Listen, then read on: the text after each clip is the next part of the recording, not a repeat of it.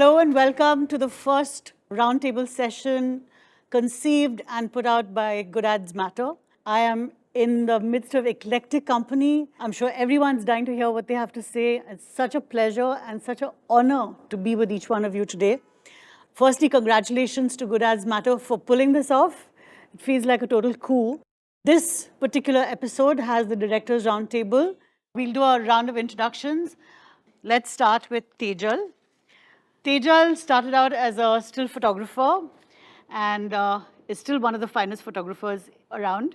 With years of experience and collaborations with top artists, international fashion houses and magazines, his influence is significant. Kopal Naithani is a force to be reckoned with as the director and founder of Superfly Films in Mumbai. She's not just making waves in the industry, but also paving the way for emerging women filmmakers. So her entrepreneurial spirit and creative flair are truly inspiring. And now she's selected for the See It, Be It program at Candid, which you'll have to tell us about.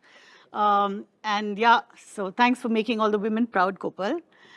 Prakash Varma needs no specific introduction, but... No, please introduce him properly. You have to introduce him properly. All right. I think for the last 23 years has been doing some iconic work in advertising. He is the founder, partner, director at Nirvana Films. And we're a Bangalore-based production company. I'm one half of the company. I think Varma's forte is simple yet powerful narrative. And he uses very less dialogue in his films. So I'm sure he'll tell us why and how that happens. So thanks for being with us, Varma.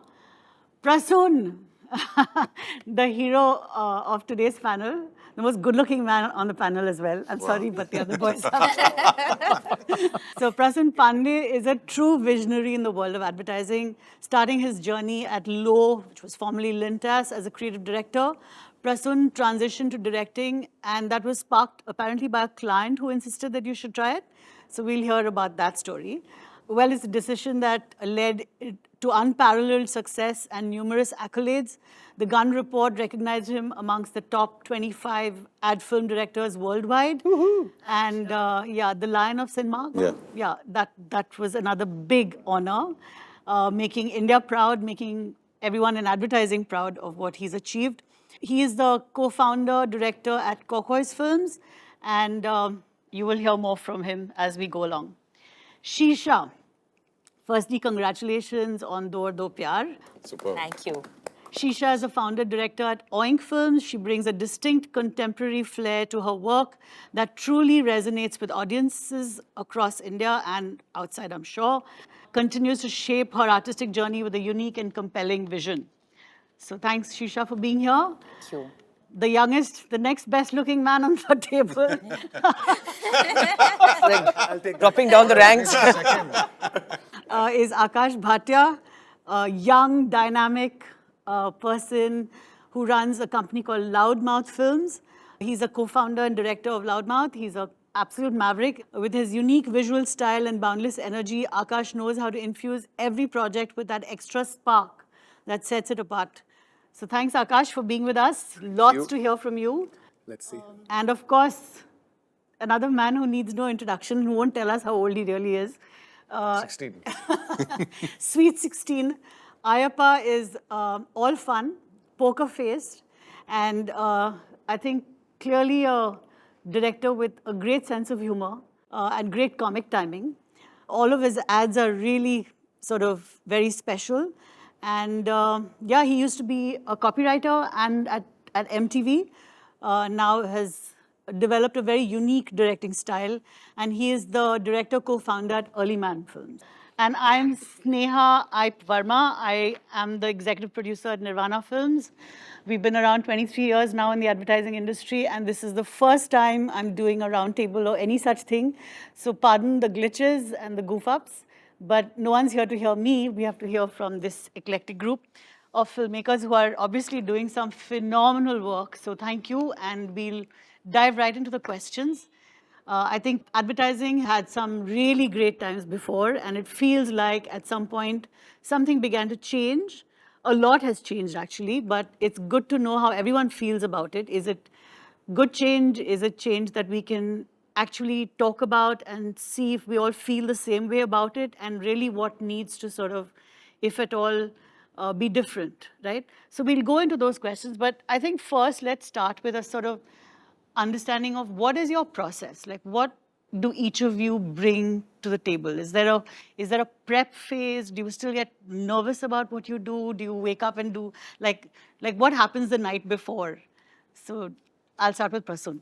I'm actually as nervous before a film, even today, as I was when I was doing my first film. Largely because my work is more intuitive. I am just hoping against hope that the mind is in the right place at the time of taking decisions, which typically I leave a lot to be still decided on the floor.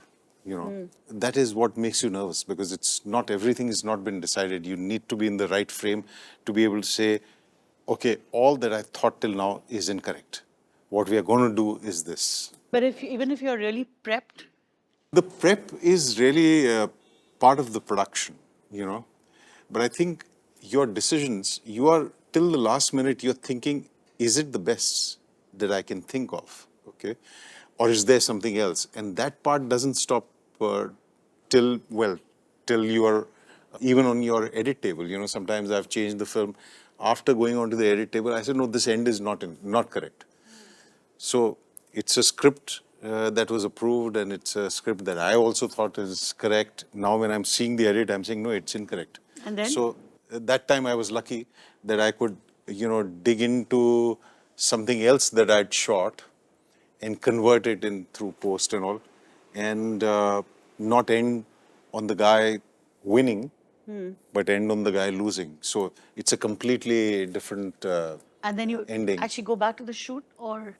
No, fortunately, I didn't have to go back to the shoot. The structure of that story was such that I could use something else from earlier, change the clothing in post later on, Right. and use the guy getting slapped in the end, which was not the end at all. And how does that go down with the client and the team? It was a great client, so they loved it. What is a great client?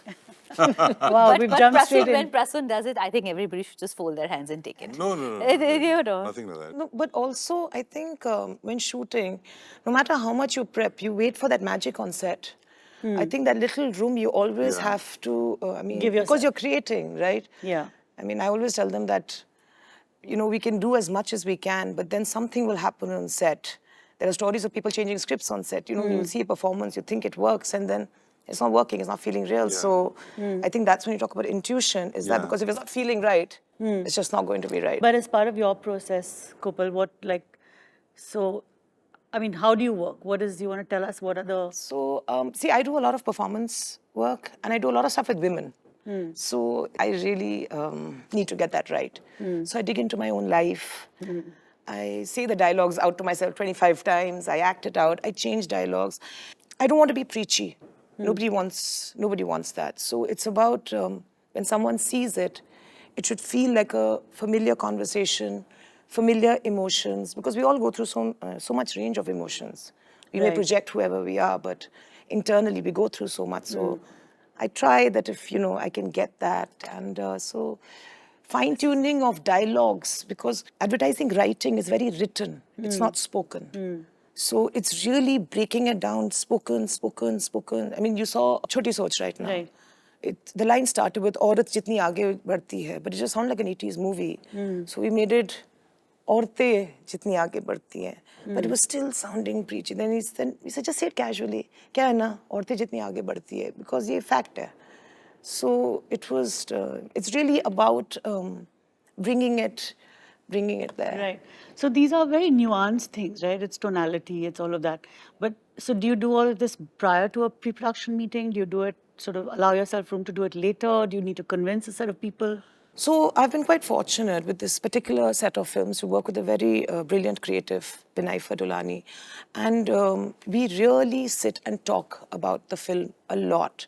We break down the emotions and, what it's sounding like, who we want to impact. We try to see it from different viewpoints. We kind of try to see what emotion we want to show. Like in this particular one, we wanted to show she gets hurt when they say happy ending. There was another film I did, Chota Kam. It had to come from the innocence of a child, because kids say the darnest things. So we said, let him just spill it out. And, so we go through a very rigorous, because it's dialogue based. I don't, in other films, not so much, but in dialogue based films, yes. And especially films which carry any kind of messaging, because that must come with a lot of responsibility. Right. You're putting it out there. Audio visual has the greatest impact on people.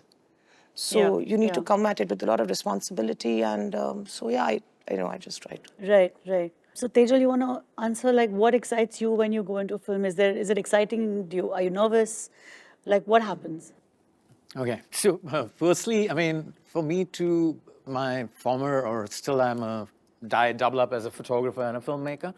So for me, I'm really used to like the school of minimal crew, right? So the moment I see too many people on the set, I actually get frightened. I get really nervous. So I said I can't change them, right? That's not going to change. So I became very selfish. So what I would do is only communicate, although I am in the business of communicating, funnily, but I would only communicate with my loved ones, and I would hold them so tight together. And most of the people, the other crew is absolutely clueless. So I think what really also got very challenging was to handle PPMs, right? Because I mean, I don't know if we all do this, but we keep a lot of these beautiful ideas which will only come out on the set. Like you said, a lot is left on spontaneity.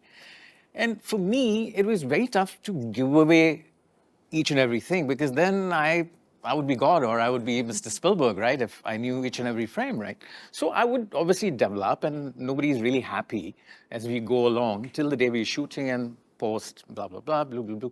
So for me, I would still try and keep some things very close to me, and then I'll sort of let it out to the DP, and then I'll show him reference, because I'm a visual guy, okay?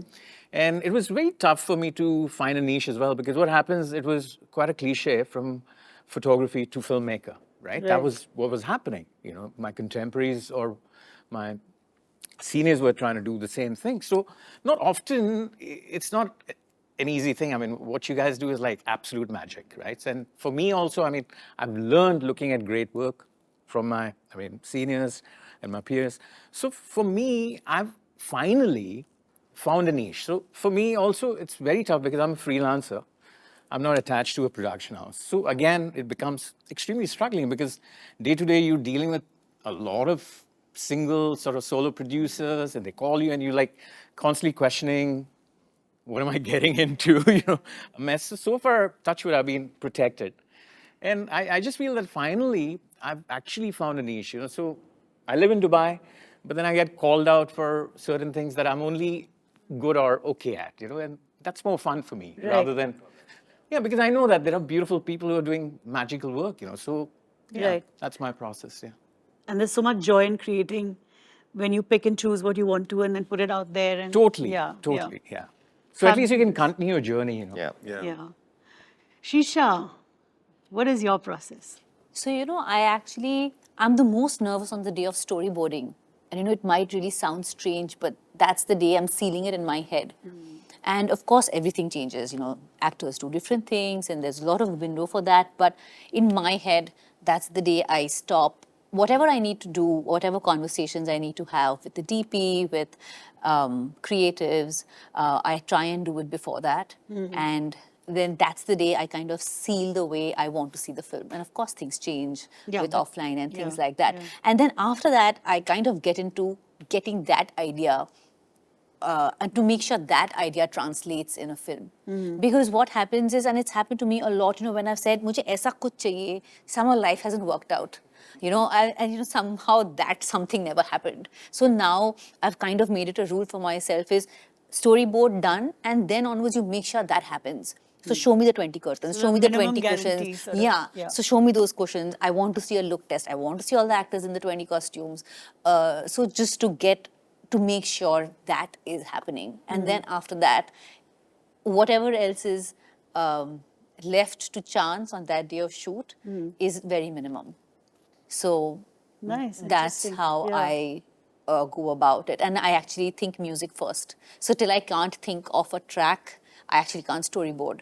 So it's track, storyboard, and then everything else.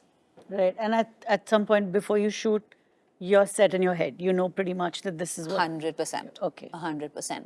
Yeah. I have a question. This using a track, no? Because Yeah. I think very musically. So Yeah. so you take a track and you put it on your offline, and you kind of it starts talking to each other, and Yeah. nothing is good enough. So how do you settle for something which is obviously inferior than what you chose? Like, I know, that's and that, that so I stopped actually- using tracks after that. Like, I don't. But I can't somehow go beyond. If I can't put a music to it, I can't think of a rhythm. I can't think of shots. And it's another day that makes me very, very nervous is the day of music, because I know, and also sometimes when you hear something for the first time, sometimes it takes time for the music to grow on you. When you hear it and you have to decide in the next 20 minutes whether you like it or not. I find that a very difficult process, and also because you have such strong references, tracks that people have made for maybe a year, and that's how the track is the way it is, and then suddenly you take that and you give it to a music director and say, "Abhi 2 din mein, this is what I want." din? Sometimes. Get 2 days. Usually we try a production house. backup day always, because I'm so nervous about music. Right. I'm very nervous about storyboarding, and I'm very nervous about music, because those are the 2 days I feel, it's like a hit and miss, and Yeah, sometimes. that's actually true. Sometimes when you edit, eventually the offline edit ends with no music, because you take it out. I mean, just let's focus on the narrative. Then we'll see it later. Because of this fear, because Yeah. it grows on you. It and grows it's on very you. tough track, actually to Yeah. change. Undo that. And when you hear the same music like 50 times, then you also get used to the music. So whenever you're hearing something new, that has the baggage of you being used to something. Right. So if we actually need to send a film at an offline stage to the client, we take off music. Because then it's a no-go, because then at it's- least, Then everyone's it's locked gone. into it. Yeah. Varma, you want to tell us what your process is? My process, in fact, I think you pointed out one thing, that there are no dialogues. I grew up in Kerala. After graduation, I left Kerala. Then I was in Bangalore. Then between Kerala, Bangalore, assisting feature films, advertising. And then I think I started directing 97, 98. And then after Karnataka, then Maharashtra, then different parts. So till now, I think I didn't, like very early stage, you got out of Kerala, and I only spoke Malayalam throughout my life. Even in my school, it was compulsory that you should speak in English, but I spoke only in Malayalam. Between Karnataka and Kerala, I got confused between these two languages. And then I was in Bombay, and then Delhi, and then I forgot Malayalam. So eventually I got into a situation that I'm not very strong, because I'm just confused with all the things. So the first thing when it comes, I'll try to think, how can I take out lines and visually narrate? I mean, I'm just initially, can I visually narrate this? That was my first process. I think it's better now, because of course you're more exposed to people. Prasoon only talks to me in Hindi most of the time. I don't know why. Piyush, I am dreading, because now he's telling me this. and there was a film that I was making during lockdown, and I needed help with the dialogue, and I called him up and I said, is this dialogue in Malayalam? Mohanlal was going to say it. And I'm asking him, is the dialogue correct? He's forgotten it Now actually. he's telling me I don't do dialogues. So initially, in fact, I think somewhere I figured my strength is, I can narrate a moment visually. That's what I felt, and I think, naturally, I think you'll get there. And then also ended up having so many people in the office ended up Malayalis for whatever reason, I don't know. So even if I'm just working with big celebrities, so at the time of, I'm sure there'll be lines, and then I'm going to brief and I'll explain what the situation is. Then I'll look at someone and say, dialogues? And many a times, I don't know, sir. Yeah, 1 second, because he's also South Indian. Long Hindi. So I said, there's no way that he can. So many a times that also happens, but I think better right now. Of course, you can't avoid it. There are films that you've got to communicate. I'm just generally saying, if there is any space, and without losing the basic crux of the film, the emotion. And I, love to do films which is completely different. If I do something, I get very bored to walk into a set which is similar emotion, similar kind of setting. So I just try to if it is, heavy emotion, then try and do something which is just only no communication, just beautiful composition, music, whatever the brand demands, or maybe humor. Try to do things so that I can keep myself engaged. Sorry, where does a film form for you? Like, is it at the pre-production stage? Where does it sort of fall I think into? what I always do is, that's from the beginning, even now. When something is confirmed, when I walk into office, the first thing that I ask everybody in the office, of course I read, what is that, what are we trying to say? Because I think there's so much time the team members would have spent to create that strategic decision and finally coming up with the line. And I don't think as a filmmaker that we are, unless you're just, if the creator is very close and you discuss. So that's the communication. That's what we need to explain. And then I go back reading the stuff, and most of the time, fortunate because most of the creative that I've worked, I don't think I've worked with many creative people. I mean, many agencies, very few. Most of them ended up friends, and fortunate to be in that situation even today, because I get that fear that I'm not familiar with that team and I don't know, because I'm, very different that way, because I don't open up and I don't get that close very fast. So my comfort zone is very important, but not all the time. Sometimes you just take the chance and walk in and they become best friends later. So most of the time I discuss, and then I think I had that space to change the film in case if it is required, keeping the basic idea of the film. So, it's very important. And sequence, and where do you start the film? Characters, maybe another sequence in between the film. How do you end the film? Or locations, whatever. In my own way, I try to change it so that I'm comfortable with that space. So that's how I get in. Another most important thing, especially nowadays, it's quite, we are all creative people. There's a tendency when you walk into office, I love to talk to my people, my team members, anybody in the office, not just the key assistants, anybody in the office. There's no ego in our office. Everybody can talk about the film. Anybody, like from the accounts, anybody can talk. It is an open chat for anyone, even trainees coming in. But there's tendency of just watching references. Something irritates me most of the time. Because I come from a school, because also I've worked with some great filmmakers as assistants, and I've just sat with them. They think and they say, and you sit down and you write, and you know that process, that how they come, and it's all from life most of the time and experiences. And many a times when you see younger generation watching, references and coming and showing you the shots and lensing, and I don't want to get anywhere there in the early stage. So naturally, for me, it's important that let's discuss about things. And sometimes you fail. And the problem is we all are, it's in a creative head, you see something great, there's a tendency to use it.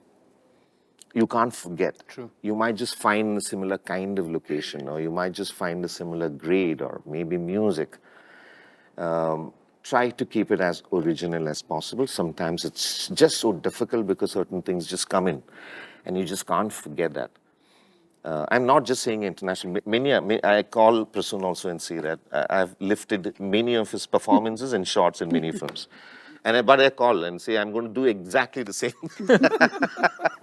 If you remember, there's a bus film for anti-smoking. One of my favorite, because the old man, giving the space for a younger. I think I saw that in a very, very early stage. And these are films that you also inspire to do films, right? And what I like about that thing, the casting, and it's such a small little space, and always when I walk into a space, somebody will say there's no working space. And then what is working space inside that bus is first of all crowded, and you made a film, right? The space, the casting, and then I was doing a film and I said, I want to shoot this inside the bus. And this is not too long, it is three years ago. And I said, how did you shoot that? And a fabulous story, in fact, about that cast. For an hour, Prasoon explained to me that itself is a film, which we'll talk another day. But and I said, can I use the same DOP? Can I use which is that bus? And he said, I don't even know. These are like many years ago. So there are chances that because that is, for me, it was important to do something like that. Many a times you might see something and it'll come back. Maybe it's Indian, some films, international films. Ideally, that's what I do, try and not go anywhere close. And when I walk into office, when they look at films and clips, and I just go away, because I figure also maybe that's the system today. I don't know. So somewhere you're not getting, maybe Originality or whatever that you're exactly from the beginning till now. I try to do that.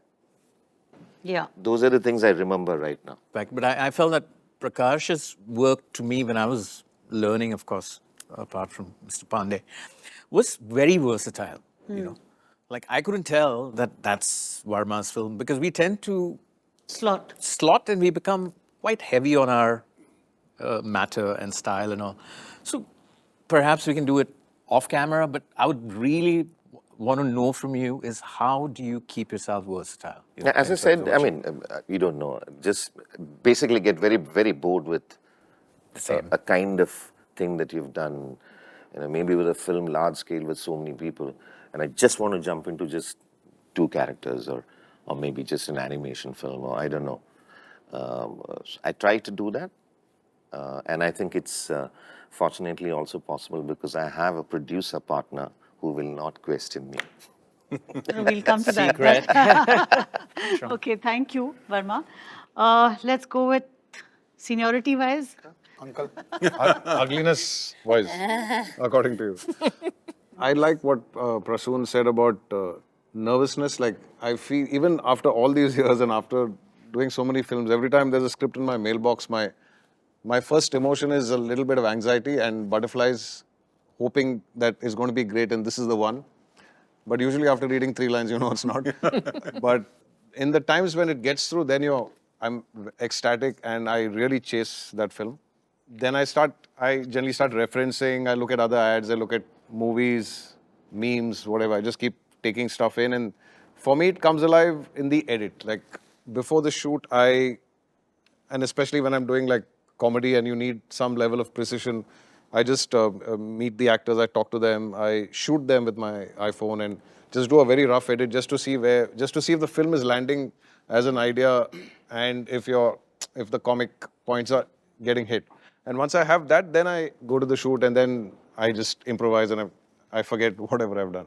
But I need that one safety thread to know that I'm not going to do absolute shit. Yeah. So and that anxiety is good because that means you're still into it. Otherwise, if you're not feeling anxious about something, then you should be really doing something else. So that means you don't care about it as much. And until that day, I will not stop shooting because that's what keeps you alive. And like in the morning when you wake up, you have to want to go to a shoot. So that feeling is very important to me. Yeah, true.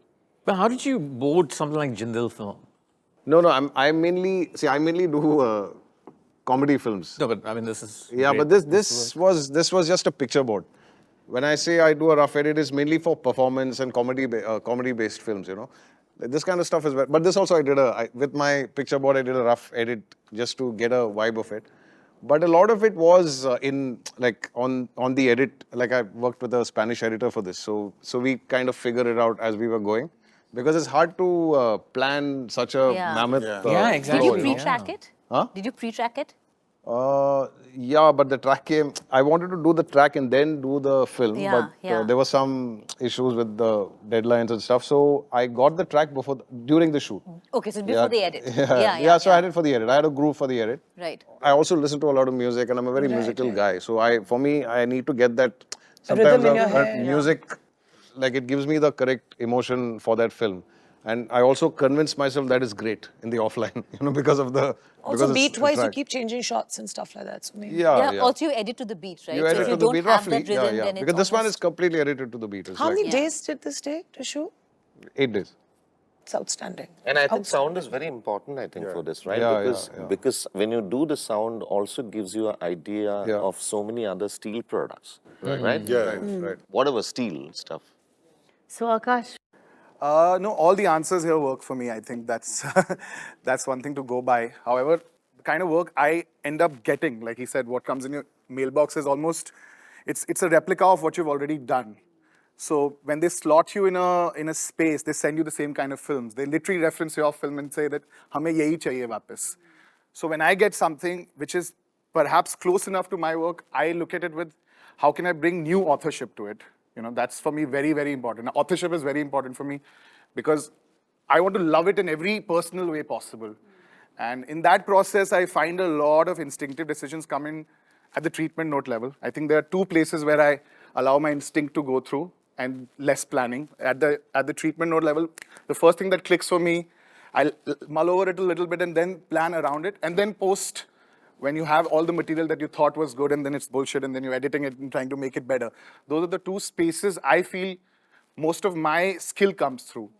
No, so I was saying your treatment note is like you write it or it's a visual treatment? It's a visual treatment note. Sometimes it's like, it's 200 pages for an ad as well. It's gone up to that. Really? And people don't look at it. But I want them to know what I feel. I want them to know this is what I believe I can bring to the table. Obviously, it depends on all, the amount of time you're given to send in a treatment note. Sometimes they say, send the treatment note yesterday. So you can't obviously do on that. Then you have to just lodge it in, yeah. You can publish books now. On Yeah, I really pride myself in having a book in front of the creatives to know this is how I believe I can make this film, what I can take it to, what is the potential in my opinion. So Bible of sorts. Yeah, and pre-production therefore is very, very important for me because I want everybody, slightly different from your process, I want everybody to know what I'm thinking. I don't want anybody to not know what I'm thinking because if they go in, I believe this, if they go in with that thought, then the spontaneity on set is allowed. You know, then you can screw around a little bit and then you can allow that moment of magic, like you were saying, to play out. But everybody needs to know what the trick is. Has to be aligned. That's how I feel. But I do have a secret shot breakdown. So my producer always asks me before the shoot, show me your shot Internal shot breakdown. breakdown. Confession. Show me. Internals. And I actually don't, I don't. show anyone. And then sometimes they'll take pictures of my storyboard because that's where I've written extra shots and extra sequences and probably only tell my DA, get this extra costume, we'll do something there. And I love them. I love them. I agree. Prasoon, do you write treatment notes? Do you write? Do you have to write Do you treatment have notes? to write? This is a question I had, but They yes. would just send his picture. Saying this is No, I don't do treatment notes. In some situations, you know, they just wanted to know how I would treat it. I just talked on phone and, you know, somebody took it. I think the problem is I've been in this business for so long that I don't fully start concentrating my energy on a project till the project has come in. Yeah, same. I have the same. So I don't want to reveal my cards because a lot goes into it. Yeah. And I would reveal all the tricks, okay, without getting the project. The problem is, if I was sitting idle, I would reveal the tricks, but I have other things to do. Yeah. So I would put in only something to tempt them and see whether they're biting into it. Once they're on table, then I say, holy Christ, this job has come, okay? And I'm nervous till the end. Sometimes I've said yes, some films that have really worked very well for me eventually. I've said yes to the film, and then I'm nervous that, fuck, I've said yes to a wrong film. It doesn't make sense, okay? And say, Center Shock Baba, okay? After having said yes, I thought it's a wrong film. It's just not happening, you know? And so you're nervous, and I think that nervousness brings out ideas from you. And then I realized one day, okay, and now I know what was not working for me, because in the original script, the guy used to come in and show the picture, and the audience used to see the picture, that this is the haircut he wants, okay? Right. Human mind gets conditioned. So once I've seen that storyboard, I start believing that this is what I'm supposed to do, and that is what is not working. So it takes a couple of days for you to forget what they had said. And I said, no, we do not know what he showed. So once his hair goes wild, then this guy says, so this is what you wanted? Then the film works. It lines also well. So once I found that thing, suddenly I said, oh, I'm so glad this script came to me. So see the switch. It's 15 minutes before that switch happened. I was petrified that I'll make a terrible film. And then that switch happens and you realize, oh, I'm so glad yeah. So it's good to be nervous because it makes us think of more ideas. Right. You know, just to add to that, I think it's very, very important because all of us, in fact, we are not in a stage to give treatment notes. Whenever there's a film, we are in another headspace. I don't think I've ever actually, similar process. First of all, I don't look, anybody is sending a script over the mail, I don't even know. Somebody is interested to make a film with you, they will call you. because they want to talk to a filmmaker. But that's a little bit of a privilege in your space, however. True. I've been directing now for 7-8 years. There is something that one is known for. There's no way in hell that I'll get a job without a treatment note still. We really want to work with you. You are a number one option, but put in a treatment note so the client can be convinced. So there are different variations of why a treatment note is required. Right now, we have to sometimes send in treatment note for compliance. So the treatment note is not even being seen by the creative it's only being seen by the cost controller. But and they are asking us for, why is your treatment note so expensive?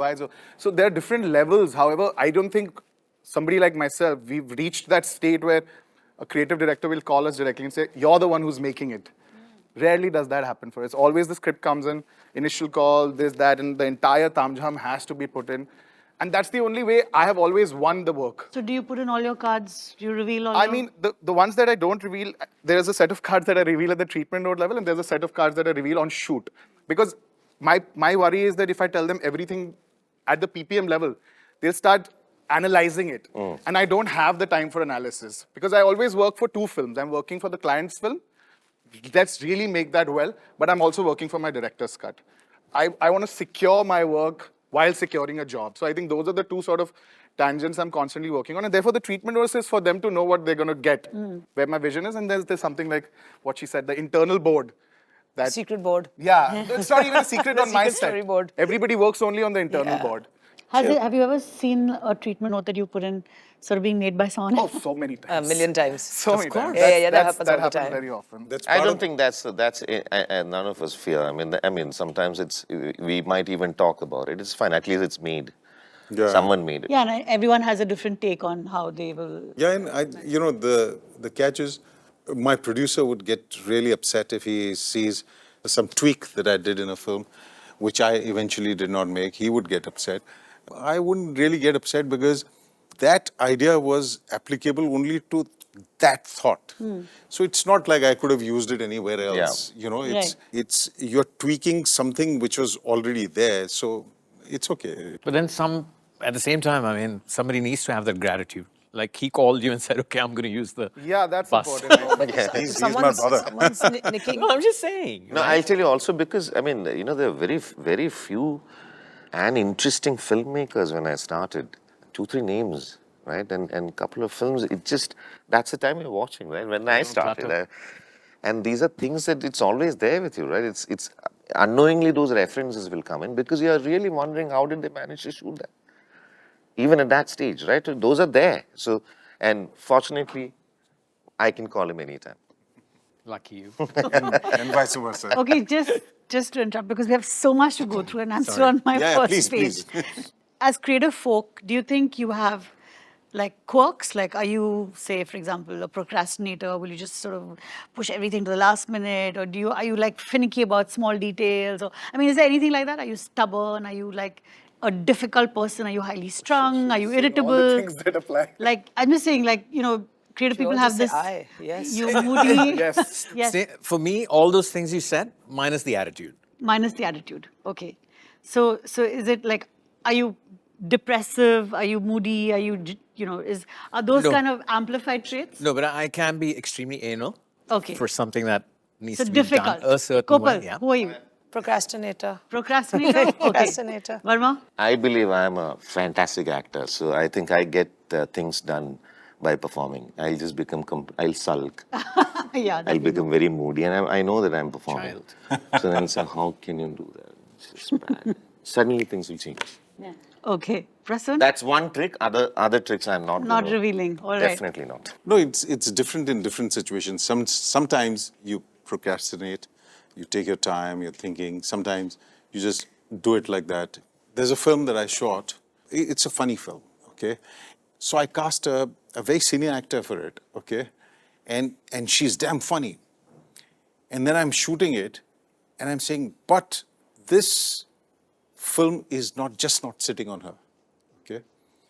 And I've shot till 2 o'clock, and she's so senior, I do not know how to tell her it's not working. So I told Cyrus, next take, I'll say fantastic, we got it, because I was anyway shooting it virtually single shot.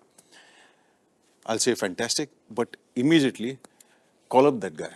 Okay, so now so call up that guy, find out what is he doing. If he is free, just get him here. It'll take him about 45 minutes to get here. In that much time, you get him new lab coat, everything, change, okay? And then I took that shot and I told her, ma'am, it was brilliant, and so wrap up and all that. because I didn't have the courage to tell her the truth. Okay? And once she's gone, immediately we reset everything. And in that much time, that guy comes. And fortunately, there's somebody from the client team sitting there who's seeing what I'm doing, okay? You need to be brave enough to say, whatever decisions I took till now did not work, because I only selected her. Right. Yeah. Okay? I sold her to the client. So it's not the client's problem, it's my problem. I failed, okay? I need to be brave enough to say, it's not working, to hell with it. We'll reshoot the whole thing, okay? Right. Otherwise, we are increasing the problem, by covering it up, covering up my own mistake. Yeah, and I guess they can sense that you have their best interest in mind. So Yeah. there's, and of course you have to deal with it tactfully as well. So Yeah, so just because of that, I've ended up doing music 6 times with 6 different, none of them new. It's always better to tell them. Grades I have done 5 times. Yeah. yeah. After 1 hour, you figure this is not happening, but I can't say this is not happening. Because those are also artists. They're doing their best, and they would think I'm only being polite when I'm telling them, I have failed in my brief to you. Okay? They wouldn't understand that I actually mean it. The genuinity, yeah. Because that music director is doing something by the words, because like I said, human mind is so prone to conditioning. There are certain words that I must have used which sent him in that direction. Now I'm not liking it, okay? So I don't do the second track with the same guy ever again, because I've already conditioned his mind. He would be forced to run away from it because we have said, wo track nahi. But it is not a function of running away or towards a certain track. It is a new direction that you're looking for. It might be just 1 millimeter away. So we don't have to run away. Right. So best is to then go to a new music director, try and be clever in your new brief. Because we all have, when we're doing a film, we have a certain sound in our head already. Right. All that we're trying to do is, how do I get as close to that as possible? Right. Yeah, I'm just going to add something to this. I absolutely think what you're saying is relevant. However, again, I feel I represent a different kind of a time when we've been making films. We don't have the privilege to do that. I cannot on set say that I will let go of this actor and find somebody else and do this, because we don't have the budgets to do those kind of things. And every time one wants to put up that brave face, it goes back to how much money there is left to be made in this film. And obviously there's no budget that's ever enough on any job. But this kind of bravery is perhaps something that we cannot afford to do as a younger production house, as a younger director. But yes, of course, on right. post, in music you can. However, again, with that, very rarely have I been able to say, okay, this music director, they are not working for me. Now I'm going to go to somebody else, because I know I'm going to have to pay this person as well. I don't have the budget to go to somebody So you else. don't have that elbow room. Yeah, we don't have that elbow room. But you're absolutely right. It's not like I can do this with every client. With certain clients, you have a certain relationship, they trust you. And, with a new client, I wouldn't suddenly change the actor last minute because that guy hasn't given me that licenses yet, okay? And the other thing is, sometimes, this is not the only film you're making in life, okay? So you don't, I screwed up, I'll lose money on this one. It's no big deal, because you won't screw up on every job, okay? So yes, you lose money on it, but you take that call, okay, I'll lose money. Yeah, I mean, and just to sort of add to that, I think, Prasoon was a filmmaker as a young person as well. And there's some risks that you sort of weigh in and take, because you know that this script has the potential to become something else. So I'm assuming that then you want to make sure that you put in whatever Protect it, takes. yeah. No, of course. And then there'll be another film on which you can sort of... Yeah, Aakash, like for an example, same thing. From the beginning, even now, there are so many projects that we push because we just want to get it right. It's not that all projects has got budgets. Yeah, I'm saying exactly the same thing. However, I'm saying is that this process of being able to do this comes in perhaps at where you are right now. Of course, we've put all our eggs into the same basket. None of them have hatched. No omelets been had. We've lost a lot of money because we believe in that project. We believe that this is the film that will bring us into the limelight. We've put money into the project over and above what was given to us by the client. However, what I'm trying to say is that it's changing. This is all shrinking more and more every day. So Understood. to the ability to have this bravery is actually a bigger challenge now. Even if, as I'm growing as a director, budgets are not becoming bigger, they're shrinking every day. That's why the best thing is either you get your wife as a producer or Why, husband my as a wife is my producer. producer. Then But it's you know- sorted. My wife is my producer. But you know what is really interesting? Like there is Aakash on one side and we have Varma. And so I'm so privileged to have Varma and Prasoon on the other side. But you know, it's actually exactly what the problem is. You know, they've had the privilege of having very long relationships with one creatives, be clients. You know, and that today is missing, and I feel is the biggest problem. You know, like if I knew the creative and I know exactly what he wants and we're on the same boat and, you know, ye nahi kaam kar raha, I can tell him, I can be honest with him. Right? But if somebody's constantly looking over my shoulders, ki I'm not sure of you only, you were my second choice. You know, if that is in your head, and then if I tell him ki, you know, that actor is not working for me, then he will be like, Arey, dekho, usko to aata hi nahi hai. Actor was fine. Nahi, the actor is very good. But am I in the place to now have that discuss? If I know the creative well and if I know that the client thinks that I have his best interest in mind, which I honestly do always as a commercial filmmaker, as an ad filmmaker, I do have their best interest in mind. And we have actually said that, you know, don't take this actor, take this one. But, you know, you have to have that relationship to be able to do it. And that will come only with at least a second or a third film, you know. And if you've had the privilege of having a creative you know for long enough, and, you know, I have had that privilege with very few people, but I've had it. So I know how that project would go. And I also know how the other side would go, where I don't know the client, I don't know the creatives, and they all have their claws out because it's big for them. Yeah. And then what do?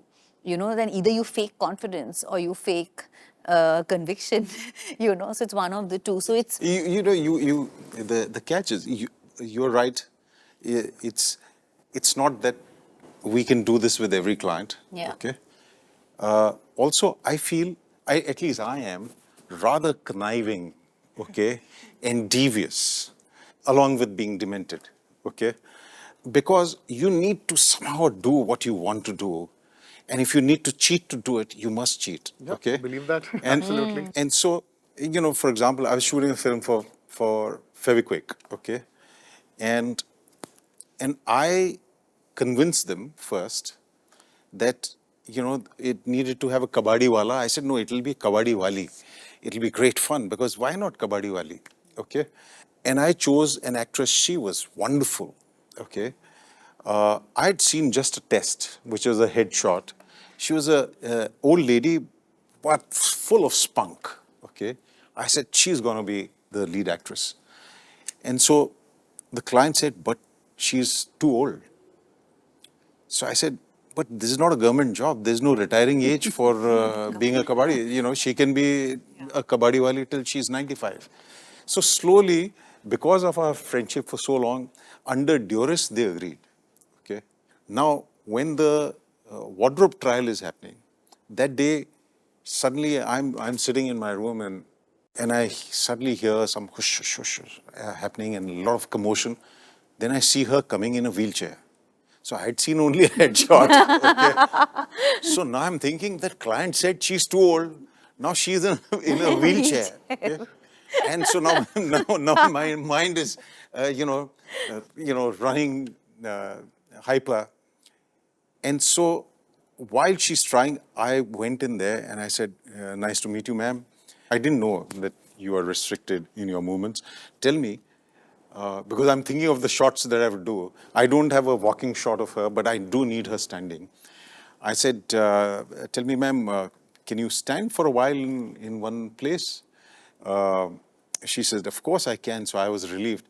But when she stands, then I realize she has that old age shudder, whatever it's called. Okay? So only when she stands, it is there.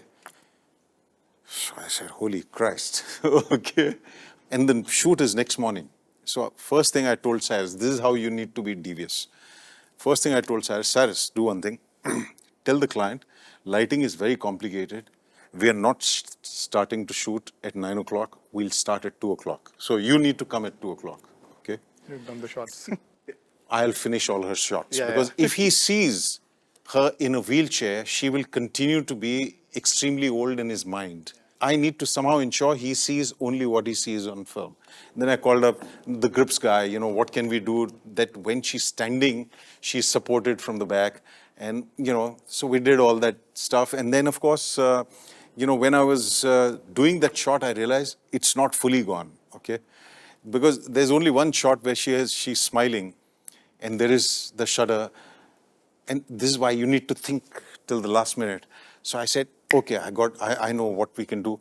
So I said, ma'am, can you do me one stuttering laughter, just recorded off screen for me, okay, which is, okay. So she recorded that for me. I said, That's I'll mad. place that on because when that happens, so it'll get covered. Okay. Oh my God, it's like That's a mad. play going on the side. Jane bhi to yaro of advertising. So the client, when the client came at 2:00, we said, oh, you know, we finished lighting early. So वो दौड़ के आई और shot देके भाग के चली गई. So I plugged in the word दौड़ के आई, भाग के चली गई. You can never imagine it was all on a wheelchair. Clearly, Prasoon's quirk is that he's devious and demented. Yeah, you need to be. Who are you? I'm stubborn Stubborn. unless somebody has a better idea. If they don't have a better idea and they try to shit on the film, then I start sulking and all that. Like, Okay. but I mean, finally, I think like people buy conviction, you know. And if that conviction is not pretense and is real, which generally it is, They can see then yeah, because the truth is nobody knows. Like, I think only the director knows. Like, he's the closest to the film how it's going to turn out. So yeah, you can bullshit your way through. Also, I'm saying if you want.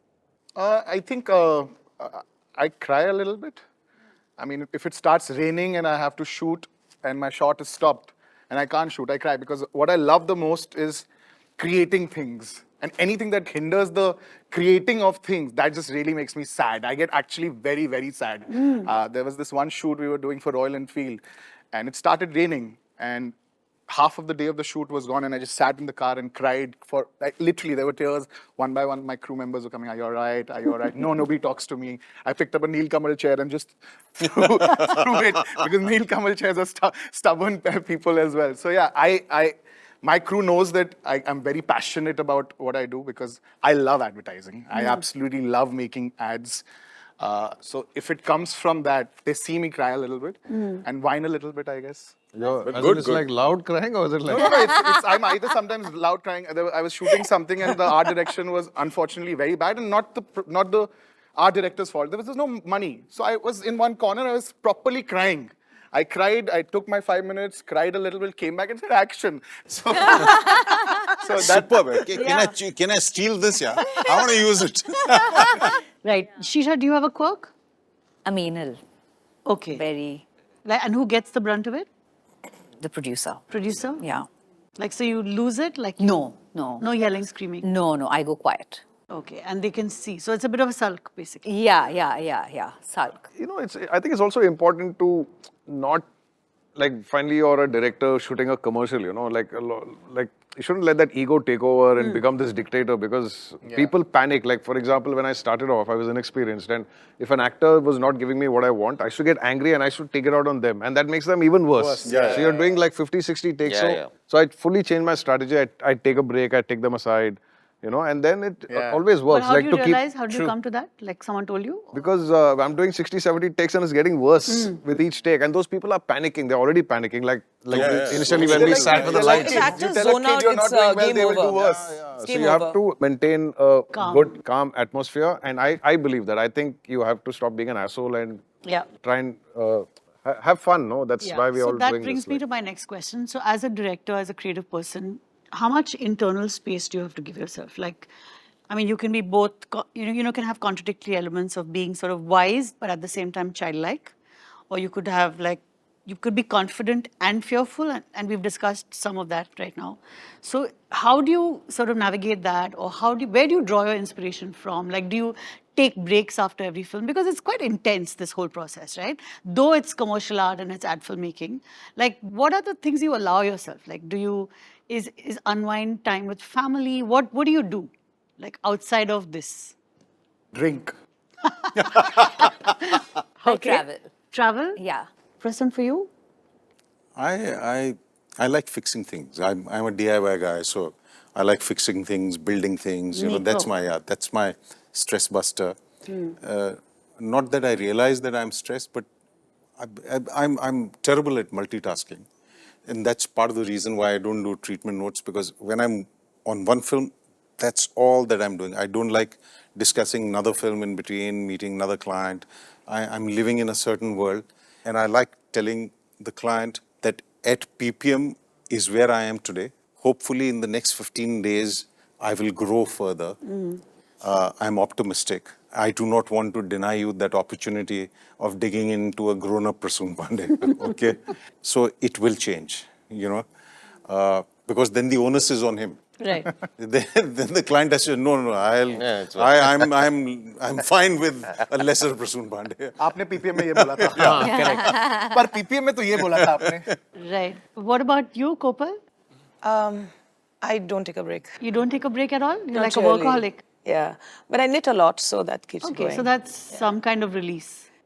Varma, you? I drive, spend time with family. That's the best thing, because I travel, because all of them, I think not maybe in your case, I think it's just you come back after an edit, you come back home. I go back to hotel rooms for last more than 25 years. So I think spending time with especially kids and all of us travel and solo drive. I drive all the time. That's Right. yeah. Tejal, for you? For me, pretty much, yeah. Back to the family. Luckily, fortunate, unfortunate, I live in Dubai, so it gives me Space. me time. Yeah, helps me with What about the rest of it. you? Both of you, yeah. I love spending time at home. I like learning new things, so I've started learning music. So I do that in my free time, and it's important, I feel personally, to take a break, because you're not like a copywriter in an agency where from morning to night you're just like thinking of advertising. There's much more to life, you know. So and all that will kind of inform the way That's you what- make your yeah, films and do something So it's different. like pressing the refresh button, basically. Yeah. And inspiration is not necessarily only in advertising; it's everywhere. Right. What about for you? I just watch stuff. I just keep watching, I like having conversations about things that are influencing me personally at a particular point. So I have a close-knit group of friends who let me chat. Who are not filmmakers. They are. Okay. So it's also, sometimes I think venting is important between projects as much as finding new inspiration. Once you've vented, then you're like, okay, this is completely done. Those people were terrible. Let's find a new set of terrible people to work with. You know, I think that's something that I enjoy. And that's again over a few bottles of alcohol. Right. To this week. You and I both. Okay, so good to know. Just curious to know, like, do you work for love or for money, largely? Love, money is a side effect. I mean, if you get both, of course, it's the greatest combination. But No, but I've been very clear. When I started, for me, it was all about the work. And money is just something that came along with it.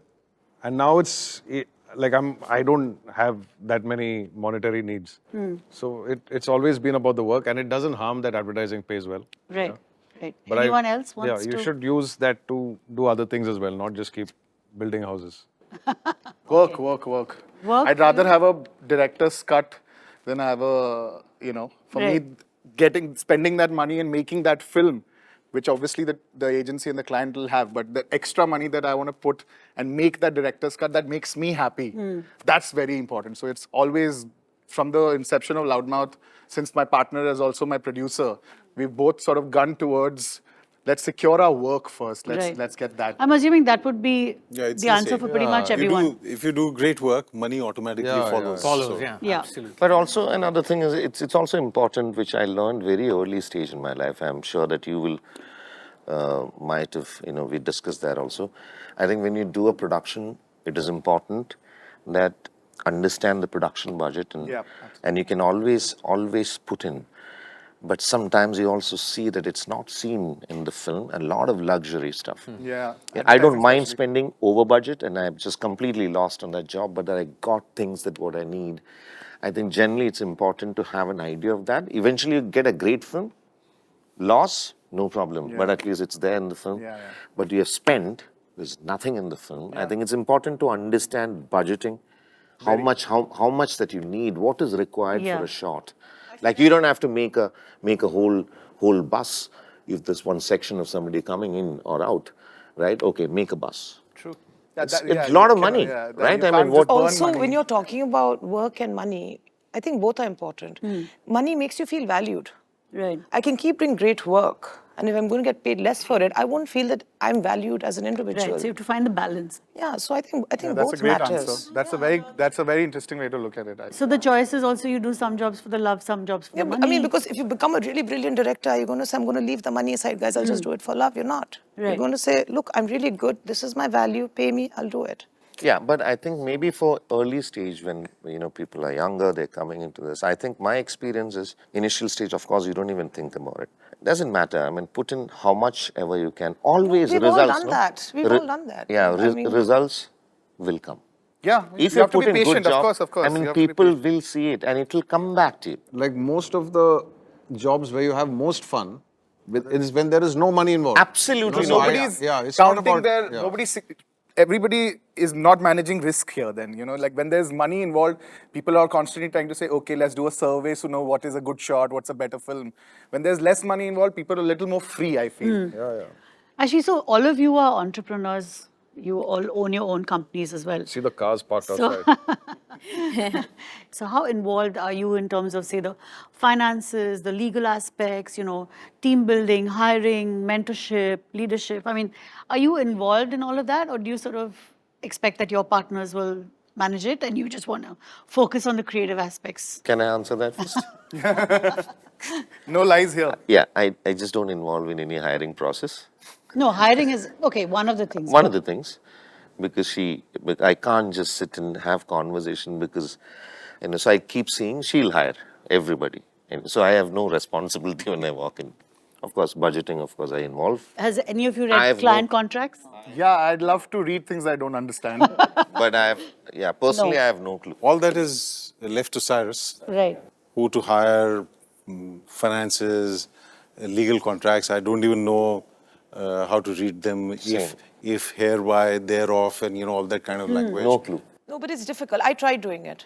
I tried because I'm the sole owner, so I tried doing it for a while, but it's difficult. It's a lot. It's difficult because your mind is just too busy. And knowing the budget of your project is not a problem. That's never a problem. course. But a daily functioning of office, it'll take too much out of you. You Forward need flow. some support, admin support. You can creatively guide your team, of course, and that you should be doing Yeah. as a director. Right, That's your right. responsibility, and keeping good leadership skills and environment of office. But you're on top of it. You know what's Yeah, going that yes. But if you're saying how much is kharcha is there, kitchen, how much they're spending and all, on. No, yeah, you're not going to the die minute doing that. details. You, Ayappa? I mean, I would not like to, but I do end up getting involved because, I mean, if you are owning a company, you can't just be Hands off, yeah. Yeah. So, but most of it is handled by Anand, the producer. So I direct, but I do get involved, but I don't read contracts. I don't read any. Not the fun part. Not the Tejal, fun you? parts. Freelancers, so So you just come and do your job. What about you, Shirsha? Hiring 100% because people around me, whether it's the office boys to accounts to admin to the ADs, they deeply affect me. But nothing else apart from that. I don't know the budget that goes out till we close the project and then we kind of figure, I really have no idea. Like, Is it because you're not, that's not an interest? it doesn't interest me, and the day so Ramya forces me to see where we close a project at because she says you should be responsible, you should know how your decisions had an effect on what we did.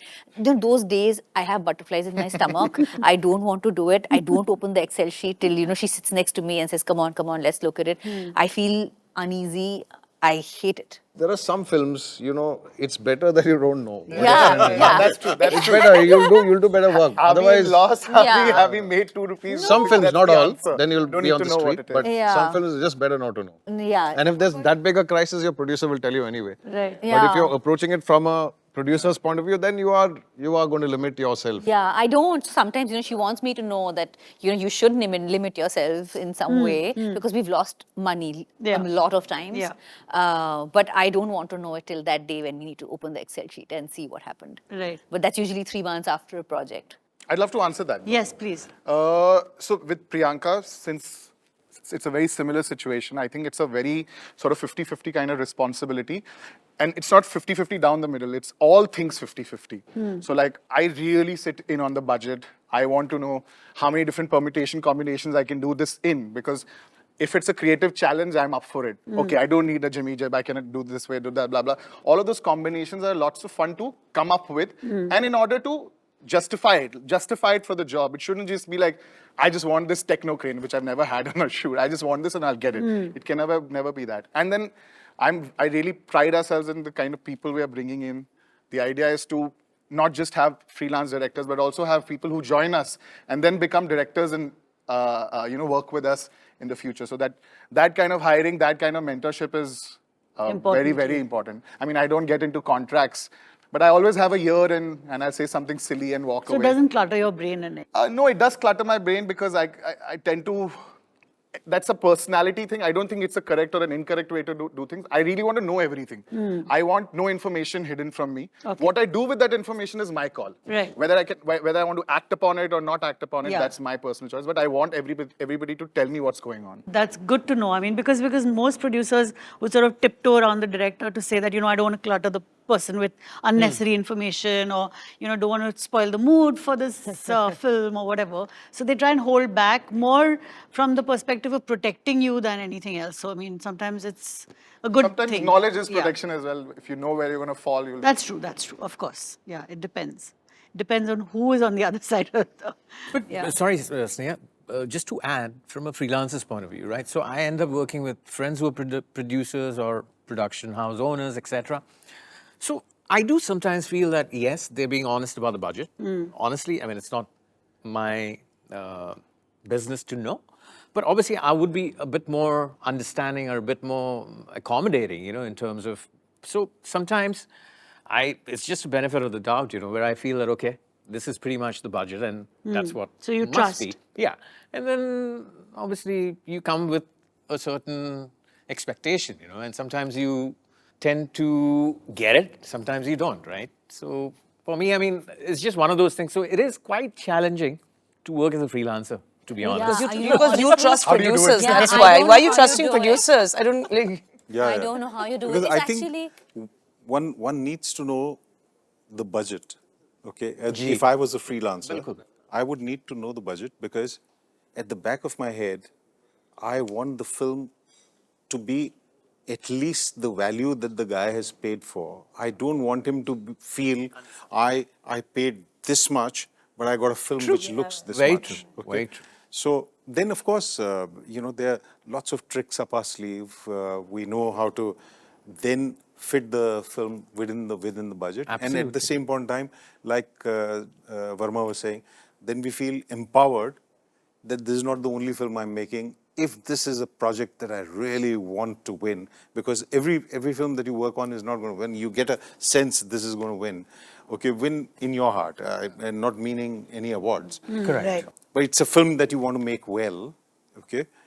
Then you feel free to, as a producer, because part of me is a producer, even though actually Cyrus is the producer. So if I decide this is a fun film, we need to make it well, okay? And we are going to lose money on it. Yeah. He as a producer has never said, no, chief, don't Correct. lose money on it. He knows that in the longer run, it is going to It'll work come well back, for yeah. us. Yeah, People correct, will correct. appreciate what we did with, And I've work done begets films for work. 7 lakhs also. Yeah, correct. I said, कितने पैसे तुम्हारे पास? तो उन्होंने बोला 7 lakhs. अच्छा, दे दो, अभी हम बना देंगे फिल्म. पूछना मत कैसे बनाई, ठीक है? Fantastic. Fantastic. Just 2 months back, Yeah. a big production what we did was not even half the budget of what we spent. Yeah.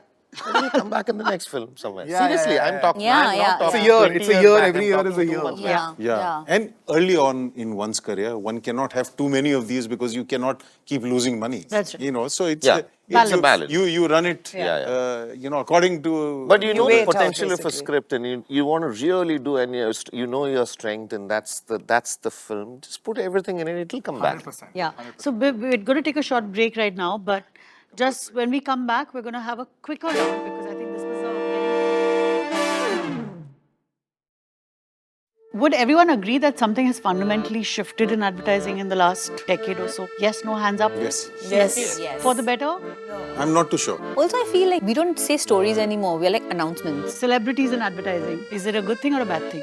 Terrible. Horrible. If you don't kiss his ass, it's going to probably go, you know. Agencies have started settling for not good work. So safest thing to do, logo can stay a little longer.